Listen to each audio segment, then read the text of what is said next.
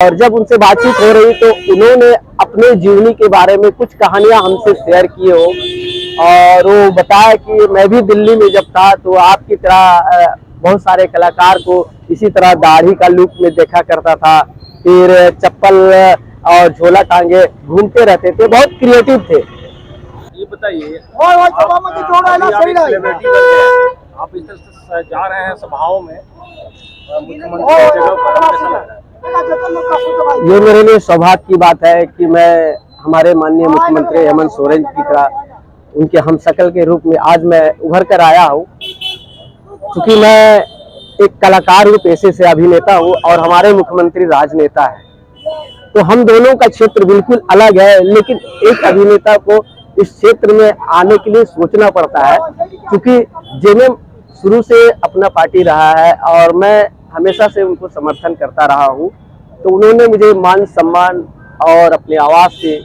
उन्होंने बड़े आदर पूर्वक हमसे बातचीत की है। इसके लिए भी मैं उनको तहे दिल से धन्यवाद देना चाहूँगा और मैं पूरे जेएमएम के तमाम जितने भी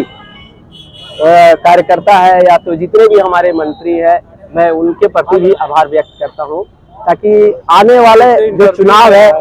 उस चुनाव का एक अलग उद्देश्य है कि हमारा झारखंड अभी जितना पिछड़ा है उससे कहीं मतलब 100% उसको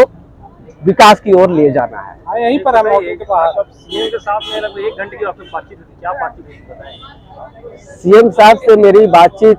हुई क्योंकि मुझे पूछा गया कि मुन्ना जी आप कितने साल से कलाकारी क्षेत्र में अपना कला का प्रदर्शन कर रहे हैं, तो मैंने उनको बताया कि मैं 25 सालों से इस क्षेत्र में रंगकर्मी के रूप में काम कर रहा हूं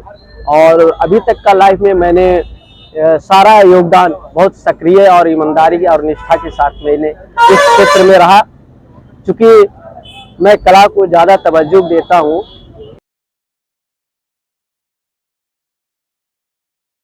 और जब उनसे बातचीत हो रही तो उन्होंने अपने जीवनी के बारे में कुछ कहानियां हमसे शेयर किए हो और वो बताया कि मैं भी दिल्ली में जब था तो आपकी तरह बहुत सारे कलाकार को इसी तरह दाढ़ी का लुक में देखा करता था, फिर चप्पल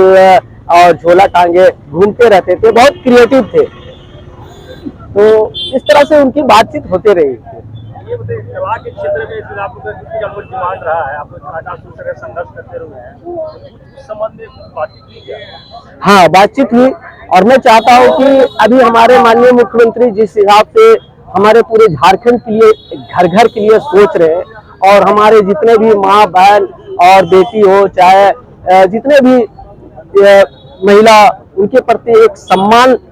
1000 रुपया बहुत मायने नहीं रखता है, लेकिन उन्होंने एक सम्मान दिया जो पिछले 24 साल से जो योजना बनता रहा लेकिन धरातल में नहीं आया, जो आज धरातल में है। और इससे उम्मीद लगा सकते हैं कि आने वाले चुनाव के बाद अगर वो हमारे फिर से सरकार आती है तो हमारे लिए बड़ी गर्व की बात होगी और हमारे झारखंड के तमाम जितने भी योजना है और खासकर हमारे जैसे कलाकार है,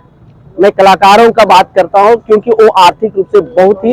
कमजोर होते हैं, तो उनके लिए भी एक विशेष योजना और पैकेज या पॉलिसी हो और हमारे राजधानी में या पूरे झारखंड में कहीं भी संगीत नाटक अकादमी का गठन हो और जो जहां भी हो, अगर रांची में बड़े टाउन हॉल बनते हैं तो उसमें कलाकारों के लिए निःशुल्क